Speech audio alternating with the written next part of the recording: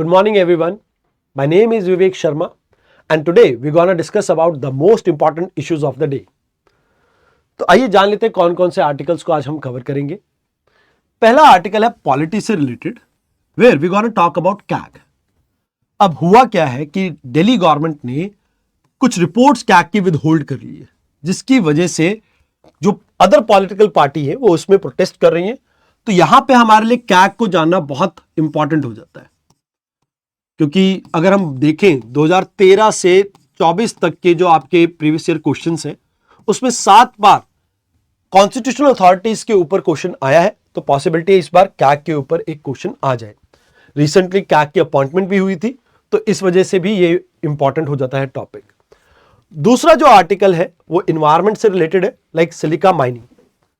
अब silica mining वाले topic में हम सिलिका माइनिंग को समझेंगे, इससे रिलेटेड हेल्थ इश्यूज को समझेंगे एंड साथ के साथ हम एक अथॉरिटी के बारे में पढ़ेंगे, एनजीटी, एंड इसके अलावा एक ऑर्गेनाइजेशन सीपीसीबी। तो अपने लिए पूरा जो लेक्चर है इसमें ये 3 टॉपिक मतलब हम देखेंगे एनवायरमेंट सेक्शन में। देन तीसरा जो आपका आर्टिकल है that is about government scheme one nation one subscription. अब देखिए इस आर्टिकल का क्या इंपैक्ट पड़ेगा आरएनडी के ऊपर, इसको हमारे लिए समझना बहुत ज्यादा इंपॉर्टेंट है। जैसे आपने कई बार देखा होगा कुछ साइंस के पब्लिकेशंस इशू होते हैं, जर्नल्स आते हैं। अब कई बार जो आपके कॉलेजेस हैं या जो आपके हाई लेवल एजुकेशन से हायर एजुकेशन, तो वहां पर ये डाटा आपको अवेलेबल नहीं होता है। तो गवर्नमेंट ने उसके लिए एक स्कीम निकाली है 6000 करोड़ की। तो we will be discussing about this. Last में we will be talking about prelims vital में साइक्लोन फेंगल के बारे में। इंपॉर्टेंट है, तमिलनाडु में आया है, बहुत कुछ इसमें हमारे को समझने को मिलेगा। आइए शुरुआत करते हैं और जानते हैं एक एक चीज को थोड़ी डिटेलिंग में। बट शुरुआत करने से पहले मैं आपको बताना चाहूंगा, अगर आप इस सेशन की पीडीएफ को डाउनलोड करना चाहते हैं तो आप इस क्यूआर कोड को स्कैन कर सकते हैं एंड ज्वाइन कर सकते हैं मेरे टेलीग्राम चैनल को, जहां पर ये आपको पीडीएफ फ्री ऑफ कॉस्ट मिल जाएगा। आइए देखते हैं पहले आर्टिकल के बारे में। देखिए पहले आर्टिकल में हमें क्या कुछ कवर करना चाहिए, पहले इसका एक बॉर्डर हम तैयार कर लेते हैं। मतलब बाउंड्री पता होनी चाहिए ना कि क्या पढ़ना चाहिए। तो कैग एक कॉन्स्टिट्यूशनल बॉडी है और कॉन्स्टिट्यूशनल बॉडी के बारे में यूपीएससी 4-5 इंफॉर्मेशन आपसे मांगता है।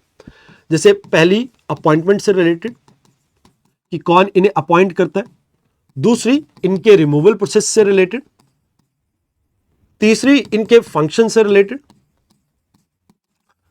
एंड चौथी अदर पावर से रिलेटेड। कुछ इंपॉर्टेंट फीचर्स वगैरह या कुछ आपको और देखने को मिल जाए जो स्लाइटली अनकॉमन हो बाकी चीजों के मुकाबले, या कुछ डिफरेंसेस आपको देखने को मिल रहे हो। तो अगर इंडियन कॉन्स्टिट्यूशन की बात की जाए तो आर्टिकल 148 से लेके 151 कैग से डील करता है। अब इसके अलावा एक आर्टिकल है आर्टिकल 279, ये भी आपका डील करता है कैग से। तो we will be discussing about this all article one by one. अब जैसे आर्टिकल 148 की बात की जाए तो ये कहता है कि there should be an independent office of controller and auditor general. अब इनको अपॉइंट किया जाता है by president under warrant under her hand and seal. And ऐसा नहीं कि प्रेसिडेंट अपने आप से इन्हें अपॉइंट कर सकते हैं, एक आपकी सिलेक्ट कमेटी बनेगी। इस कमेटी में 3 मेंबर्स रहते हैं और ये मेंबर रिकमेंड करते हैं कैग का नाम, जिसमें प्राइम मिनिस्टर होते हैं, एक जो पीएम नॉमिनेट करते हैं कैबिनेट मिनिस्टर होते हैं, एंड इसके अलावा लीडर ऑफ ऑपोजिशन भी आपके इसमें शामिल होते हैं। तो ये 3 पर्सन नाम रिकमेंड करेंगे और उनको अपॉइंट किया जाता है अंडर आर्टिकल 148। अब यहां पर दूसरी चीज आती है कि इनकी पावर को डिफाइन कहां किया गया है। पावर और फंक्शंस को डिफाइन किया गया है आर्टिकल 149 के अंडर। मतलब कुछ सीधा सीधा नहीं कहा गया है, बस ये कहा गया कि भाई इनकी पावर वो है जो आपकी पार्लियामेंट डिसाइड करे, और पार्लियामेंट ने इनकी पावर को लेके एक रूल निकाला, एक एक्ट निकाला, जिसको आप अक्सर the controller and auditor generals duty power condition of service act 1971 के नाम से जानते हैं। अब इसमें यानी ड्यूटीज भी बताई गई है, पावर भी बताई गई है और सर्विस कंडीशंस के बारे में भी कहा गया है। अब अगर देखा जाए इस एक्ट के अंडर क्या चीजें आपको याद रखनी है। तो 1971 के इस एक्ट में पहली चीज रिमूवल से लेके क्या कहा गया है। तो रिमूवल दो तरह से आप देख सकते हैं। पहला, खुद से ये रिजाइन कर दे। रिजाइन के केस में प्रेसिडेंट को ही ये अपना रेजिग्नेशन दे पाएंगे। अगर ओवरऑल रिमूवल की बात की जाए तो कहते हैं प्रोसेस जो है वो सेम है जैसे जजेस का है आपके सुप्रीम कोर्ट का। अब उसमें क्या होता है, कहते हैं दो कंडीशन होती है, एक तो मिसबिहेवियर एंड एक आपका रहता है इनकैपेसिटी। अगर ये प्रूफ होता है तो उसके बाद पार्लियामेंट इसके ऊपर एक मोशन रन करेगी और पार्लियामेंट के दोनों हाउसेज में आपको स्पेशल मेजॉरिटी चाहिएगी, यानी 2/3 आपकी यहां पर मेजॉरिटी रहेगी। तो ये रिमूवल का प्रोसेस हो गया। अब सर्विस कंडीशन को यहां पर इस तरह से डिपिक्ट किया गया है कि कैग की जो सर्विस कंडीशन है आप उसे मिनिमम से मिनिमम आप मान के चलें कि जो प्री डिफाइंड है वो तो आप प्रोवाइड कर सकते हैं, उससे इंक्रीज कर सकते हैं बट डिक्रीज नहीं। मतलब जब एक बार कोई ऑफिस में एंटर कर गया उससे पहले जो सर्विस कंडीशंस डिफाइन की गई थी आप उससे इंक्रीज चाहे कर सकते हैं बट डिक्रीज नहीं कर सकते। पहली बात ये आपको क्लियर होनी चाहिए। दूसरी बात, यहां पर इनकी जो सैलरीज वगैरह होती हैं वो चार्ज की जाती है कंसोलिडेटेड फंड ऑफ इंडिया पे, कंसोलिडेटेड फंड ऑफ इंडिया पे। अब इसका मतलब क्या होता है, देखिए पार्लियामेंट में डिबेट डिस्कशन हो सकती है कुछ हद तक, बट वोट नहीं की जाती है इनकी सैलरीज को लेके। मतलब जो इन्होंने कह दिया वैसे ही एज इट इज पास करना ही पड़ेगा आपको। मतलब जो सैलरी वगैरह इनकी यहां पर बिल आया है उसको एज इट इज पास करना पड़ेगा, उसमें चेंजेस बहुत ज्यादा अलाउड नहीं है क्योंकि वोट्स नहीं हो सकती ना। तो वो चीज आपको यहां पे याद रखनी है। अब बात हुई आर्टिकल 149 की। अब आर्टिकल 150 की बात की जाए तो 150 क्या कहता है,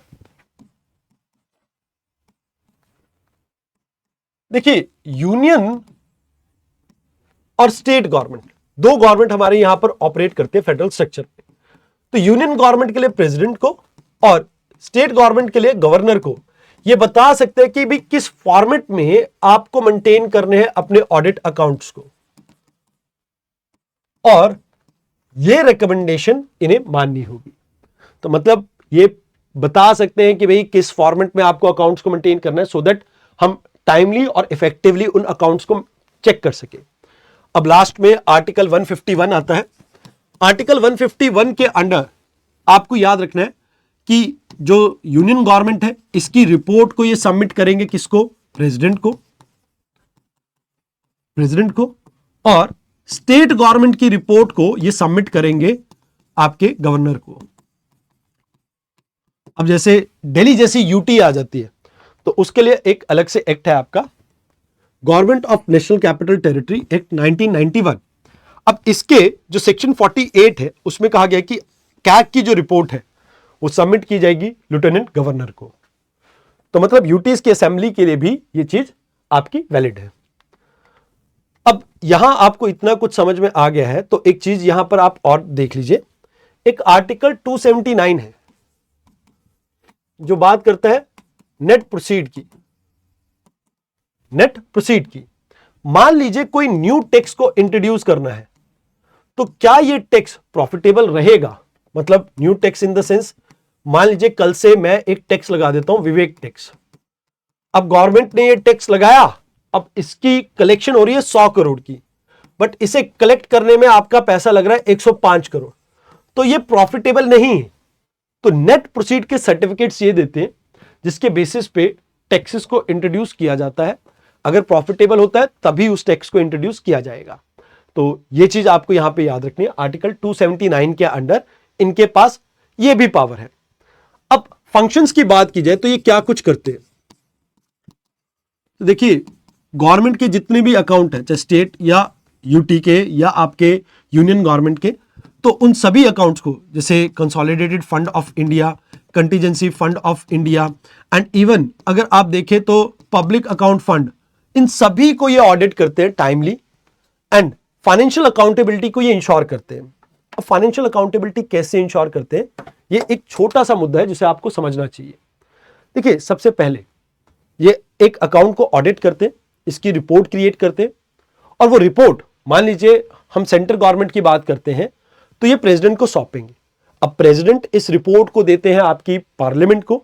अब पार्लियामेंट में एक कमेटी है, पब्लिक अकाउंट कमेटी, जिसको कहा जाता है कि ये इसके लिए फ्रेंड फिलोसफर गाइड है, मतलब कैग जो है इसका फ्रेंड फिलोसफर गाइड है। और ये इस रिपोर्ट को स्क्रूटनाइज करके फाइनेंशियल अकाउंटेबिलिटी को इंश्योर करते हैं। मतलब एक रोल जो इन्हें दिया गया है, गार्जियन ऑफ पब्लिक पर्स, इस रोल को निभाने के लिए ये रिपोर्ट्स बहुत इंपॉर्टेंट है। यूटी और स्टेट्स लेवल के लिए भी सेम यही प्रोसीजर रहता है, बस प्रेसिडेंट की जगह गवर्नर या एडमिनिस्ट्रेटर आ जाएंगे आपके। अब दूसरी चीज यहां पर आपको याद रखनी है, मान लीजिए कोई पीएसयूज है, चाहे स्टेट की सेंटर की, उनको भी ऑडिट करने की इनके पास पावर आती है। तीसरी चीज, अगर कोई चीज पीपीपी मॉडल पे, यानी जैसे एग्जांपल लीजिए एक गवर्नमेंट की कंपनी है, इसमें टीसीएस की सहभागी है एंड टीसीएस को भी ये ऑडिट कर सकते हैं उनके इसमें। अब इसके साथ दो मेजर प्रॉब्लम्स हैं। पहली problem, controller and auditor general, auditor का रोल तो ये अच्छे से निभा रहे हैं, बट जैसे ब्रिटेन में कंट्रोलर का रोल है वैसा रोल इंडिया में नहीं है। जैसे ब्रिटेन में क्या होता है कि भी बिफोर हैंड आप कोई भी मनी अप्रूव करवा रहे हैं तो उसको भी स्क्रूटनाइज करता है कैग, बट इंडिया में ऐसी पावर इनके पास अभी तक तो नहीं है। दूसरी चीज देखिए, कैग किसी भी प्राइवेट ऑर्गेनाइजेशन इनको ऑडिट नहीं कर सकता है। इसकी डेफिनेशन में वही स्टेट्स आती है, मतलब स्टेट्स इन द सेंस जो आर्टिकल 13 में मेंशन की गई है, मतलब स्टेट की वही डेफिनेशन एप्लीकेबल है जो आर्टिकल 13 में आपकी गिवन है। तो ये चीजें आपको इनके बारे में जरूर से याद रखनी है। अब देखिए, ये जितनी भी मैंने आपको चीजें बताई, ये सारी प्रीलिम्स रिलेटेड बहुत इंपॉर्टेंट इंफॉर्मेशन है। तो आइए अब बात करते हैं अगले आर्टिकल की। एक बार देख लेते हैं कुछ रह तो नहीं गया। तो प्रेसिडेंट वगैरह हो गया है, रिमूवल प्रोसेस मैंने बता दिया है, लिमिटेशंस बता दी हैं। Yes, each and everything is done and dusted. Now second article में we have to discuss about an important organisation and also एक ट्रिब्यूनल के बारे में हम जानेंगे एंड यहां पर हम जानेंगे सिलिका के बारे में भी। क्यों? क्योंकि सिलिका माइनिंग को लेके एनजीटी ने सीपीसीबी को कहा कि आप नेशन वाइड एक गाइडलाइंस बना दीजिए। अब देखिए, यहां पर आपके लिए एनजीटी को समझना इंपॉर्टेंट रहेगा, तो सबसे पहले एनजीटी को समझते हैं, फिर इसकी गाइडलाइंस को भी हम समझ पाएंगे। देखिए, नेशनल ग्रीन ट्रिब्यूनल एक्ट 2010 के अंडर ये एक स्टैट्यूटरी अथॉरिटी है। वैसे इसका हेडक्वार्टर कहां पर है? आपका न्यू दिल्ली में, बट इसकी कुछ प्रिंसिपल सीट्स और भी जगह पर आपकी लोकेटेड है, जैसे पुणे, कोलकाता, चेन्नई एंड भोपाल में। अब इसको पावर क्या दी गई है? देखिए, कई इन्वायरमेंटल लॉज हैं, इनमें से 3 लॉज को आप मेजरली निग्लेक्ट कीजिए, जैसे वाइल्ड लाइफ प्रोटेक्शन एक्ट 1972, इसके अलावा forest right act 2006 and even forest act of 1927। In 3 acts के अंडर इनके पास पावर नहीं है। बाकी जो भी लॉ हो, चाहे water prevention and control of pollution act 1974, चाहे air prevention and control of pollution act 1981, या आपका environmental protection act of 1986, public liability act, biodiversity act of 2002, ये सभी एक्ट्स के अंडर इनके पास पावर है। मतलब इन 3 को छोड़ के, एक्सेप्शन ये 3 है, इन 3 को छोड़ के बाकी सभी एक्ट्स के अंडर इनके पास पावर आती है। अब ये पावर का करते क्या है? देखिए, कोई भी इन्वायरमेंट से रिलेटेड लॉ हो उसको ये डिपिक्ट करेंगे, मतलब कोई भी अगर इनको पास इशू आता है तो उसको 6 मंथ के अंदर सॉल्व करने के लिए इनको मैंडेट दिया गया है। इसके बाद 90 दिनों के अंदर अगर आपको चैलेंज करना हो तो आप सुप्रीम कोर्ट में इनकी वर्डिक्ट को चैलेंज कर सकते हैं। तो ये दूसरी इंपॉर्टेंट बात। अब साथ के साथ आपको यह भी याद रखना है कि ये नॉर्मल कोर्ट के प्रोसीजर को फॉलो नहीं करते, ये गवर्न होते हैं प्रिंसिपल ऑफ नेचुरल जस्टिस से। मतलब यहां पे ये है कि नॉर्मल प्रोसीजर में जो टाइम डिले होते हैं, उन टाइम डिले को रिड्यूस करने के लिए कहा गया है कि भाई ये प्रिंसिपल ऑफ नेचुरल जस्टिस को फॉलो करेंगे। अब दूसरी जो अथॉरिटी है दैट इज सीपीसीबी।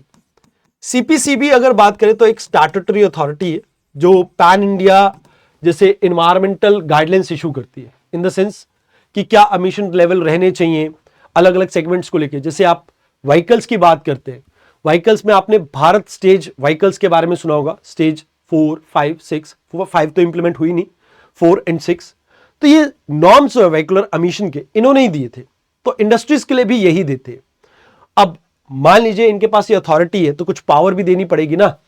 अब यहां पर ये कहा जाता है कि भाई इन केस अगर कोई आपकी बात ना माने तो आप फाइन लगा सकते हैं एंड इवन आप उस पूरी फैक्ट्री को बंद भी कर सकते हैं। तो कहीं ना कहीं इस तरह की पावर दी गई है, बहुत स्ट्रिंजेंट, बहुत ज्यादा स्ट्रिक्ट पावर दी गई है इनको। बट ओवरऑल अगर हम बात करें, सिमिलर एक अथॉरिटी आपको देखने को मिलती है स्टेट लेवल पे भी, स्टेट पोल्यूशन कंट्रोल अथॉरिटी। अब ये दोनों ही अथॉरिटी एक्चुअल में स्टैब्लिश की गई थी water prevention and control of pollution act 1974 के अंडर। बाद में इन्हें power air prevention and control of pollution act 1981 के अंडर भी दी गई। तो ये दोनों अथॉरिटीज के बारे में आपको जानना इंपॉर्टेंट था। अब यहां पे हम सिलिका के बारे में जानते हैं। अब रिसेंटली एनजीटी ने कहा कि आपको nation wide silica sand mining और सिलिका वॉशिंग प्लांट्स के ऊपर एक गाइडलाइंस इशू करनी होगी 3 मंथ के अंदर, बिकॉज इसमें बहुत सारे हेल्थ रिस्क इन्वॉल्व है। अब हेल्थ रिस्क क्या क्या है इसे पहले हम समझ लेते हैं। देखिए, इसके कारण प्रोग्रेसिव लंग डिजीज हो सकते हैं, जिससे पर्सन को सांस लेने में तकलीफ रह सकती है। लंग्स के टिश्यूज के ऊपर इंपैक्ट पड़ सकता है, जिससे रेस्पिरेशन की जो एफिशिएंसी है वो डिक्रीज होती है। तो मतलब इससे पर्सन को कफ, फटीग, सांस लेने में दिक्कत, चेस्ट में पेन, ये सभी प्रॉब्लम्स देखने को मिल सकती है। अब इससे बचाव के लिए वैसे कहा जाता है personal protective equipment, PPE kits, mask, ऐसी चीजों को इस्तेमाल करना जरूरी है। अब आप रेगुलरली हेल्थ चेकअप भी कर सकते हैं जो लोग इस तरह की एक्टिविटीज में इन्वॉल्व है। एंड डस्ट कंट्रोल के लिए भी आपको यहां पर कुछ इंपॉर्टेंट क्या लेने होंगे, प्रोविजंस करने होंगे। अब यहां पे सिलिका के बारे में हम जान लेते हैं कि क्या है एंड क्यों, फिर हम जानेंगे कि क्या रेगुलेशन बनाने की जरूरत पड़ी यहां पे। तो सिलिका मिनरल्स की अगर बात करें, इसमें क्वार्ट्ज, सिलिका सैंड और क्वार्ट्जाइट जैसी चीजें आ जाती है। वैसे तो आप मिट्टी में देखेंगे तो सिलिका का कंटेंट बहुत ज्यादा देखने को मिलता है, बट हर कोई कमर्शियली आप एक्सप्लोर नहीं कर सकते हैं, तो बहुत लिमिटेड सी क्वांटिटी में आपको देखने को मिलता है। जैसे इंडिया में 1500 मिलियन टन के आसपास आपको सिलिका देखने को मिलता है, और वो भी कहां पर, राजस्थान, गुजरात, उत्तर प्रदेश। अब इसका यूटिलाइजेशन ग्लास मेकिंग इंडस्ट्री में होता है, जैसे क्वार्ट्ज का होता है, जेमस्टोन इंडस्ट्री में होता है, एंड लास्टली सेमीकंडक्टर इंडस्ट्री में भी इसका इस्तेमाल होता है। अब यहां पर एनजीटी ने कहा क्या है, अब इसे समझते हैं। देखिए, सीपीसीबी को यह रिस्पॉन्सिबिलिटी दी है कि भाई आप नेशन वाइड गाइडलाइंस क्रिएट कीजिए, एक ऐसी स्टैट्यूटरी अथॉरिटी बनाइए, एक ऐसी स्टैट्यूटरी अथॉरिटी बनाइए जो एक्चुअल में इस माइनिंग के लिए परमिशन ग्रांट करेगी। अब जैसे गवर्नमेंट है, स्टेट गवर्नमेंट, तो उसको क्या रिस्पॉन्सिबिलिटी दी, स्टेट गवर्नमेंट को कहा है कि भाई जो भी लोग इस पूरी माइनिंग से इफेक्टेड होंगे उनके लिए हेल्थ इंफ्रास्ट्रक्चर आपको बनाना होगा। लास्टली, अगर कोई वायलेट करता है आपके नॉर्म्स को तो उसको पेनलाइज आप कर सकते हैं। ये सभी बात यहां पे कही गई है। तो these are the things that you have to remember in this particular article. And as I told you, यहां पर एनजीटी में एक बात ऐड कर लेना, इसके जो चेयरपर्सन होते हैं वो आपके रिटायर्ड या सर्विंग जज हो सकते हैं सुप्रीम कोर्ट के, या चीफ जस्टिस किसी हाई कोर्ट के। इसके अलावा जो पैनल बनते हैं उसमें एक आपके एक्सपर्ट होते हैं और एक आपके जुडिशियल मेंबर रहते हैं। तो ये चीज आपको याद रखनी है। तो these are the things that you have to remember. जैसा कि मैंने आपको कहा कि इन सभी एक्ट्स के अंडर इनके पास पावर है।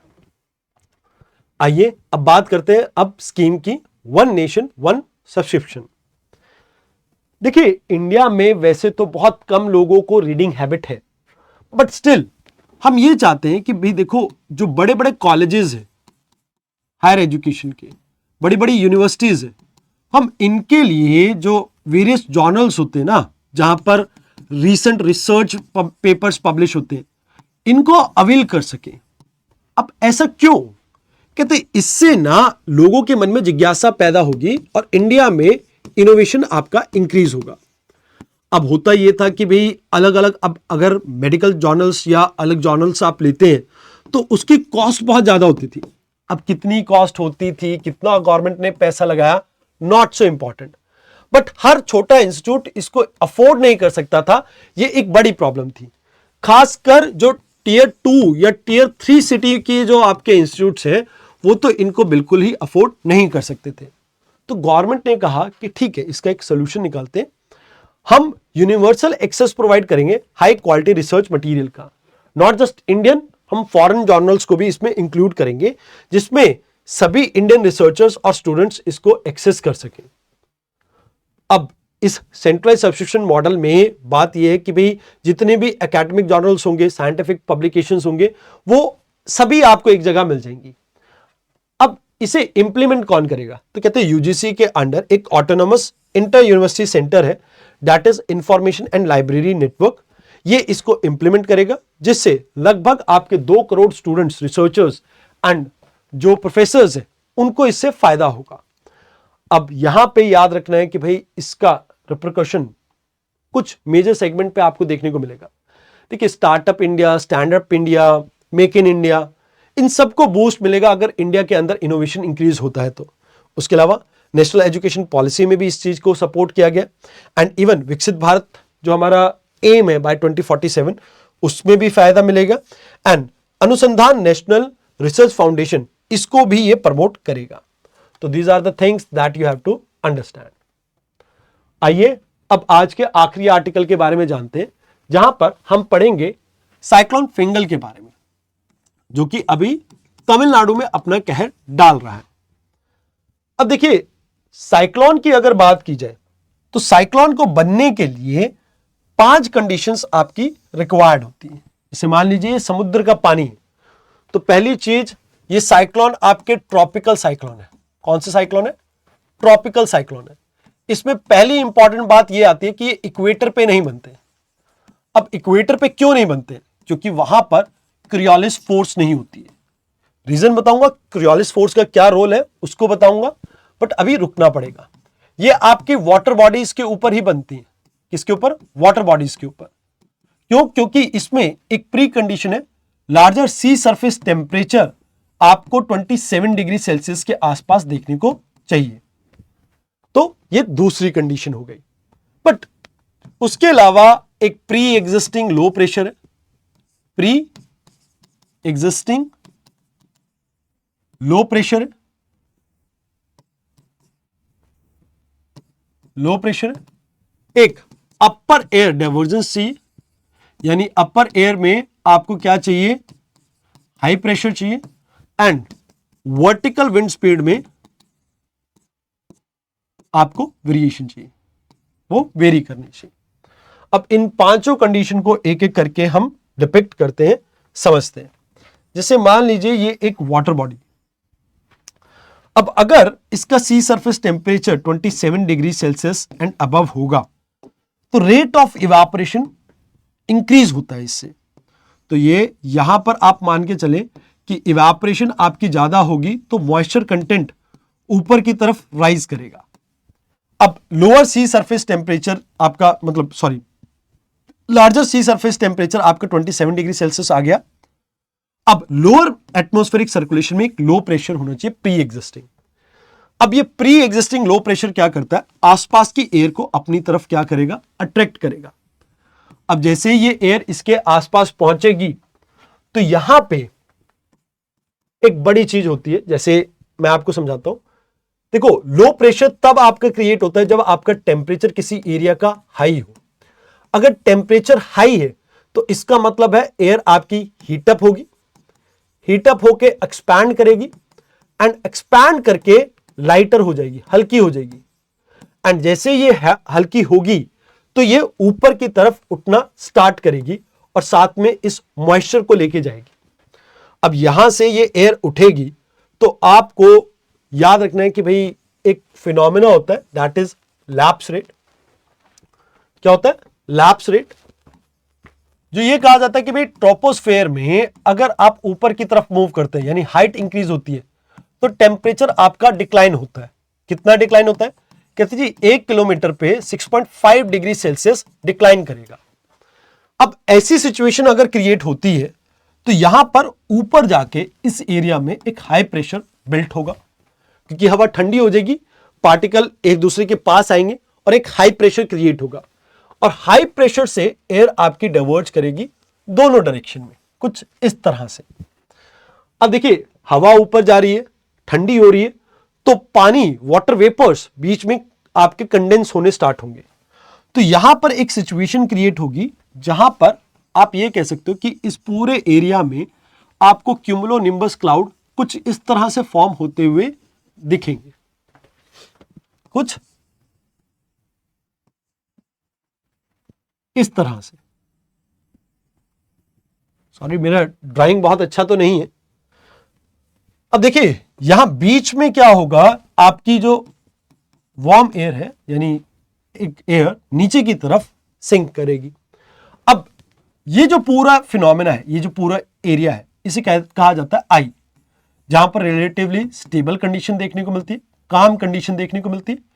ये आई है, तो ये इसके आसपास का जो रीजन है इसे कहते हैं आई वॉल, और इसके इधर और उधर दोनों साइड आपको क्या देखने को मिलेंगे, क्यूमुलोनिम्बस क्लाउड।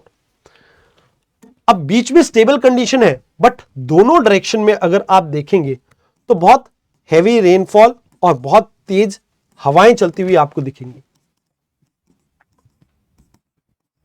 क्या दिखेंगी, बहुत तेज हवाएं चलती हुई आपको दिखेंगी।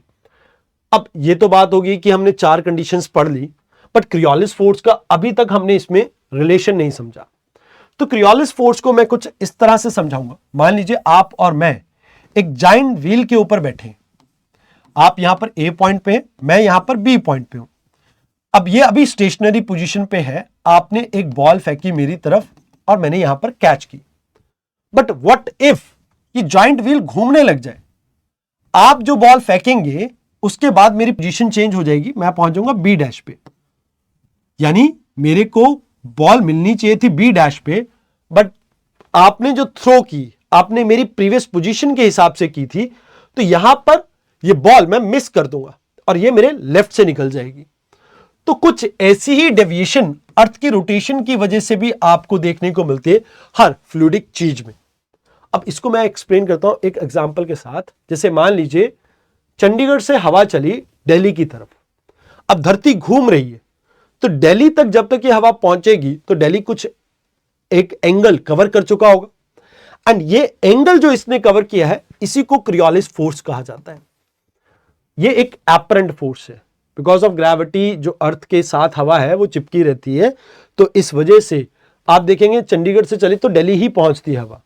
ऐसा नहीं है कि मतलब हाइपोथेटिकली अगर हम बात करें तो एक सेम डायरेक्शन में मूव करेगी बिकॉज ऑफ ग्रेविटी। तो यहां पर ये जो फोर्स है नॉर्दर्न हेमिस्फीयर में चीजों को टुवर्ड्स राइट मूव करती है, sorry hemisphere towards right move करती है, एंड सदर्न हेमिस्फीयर में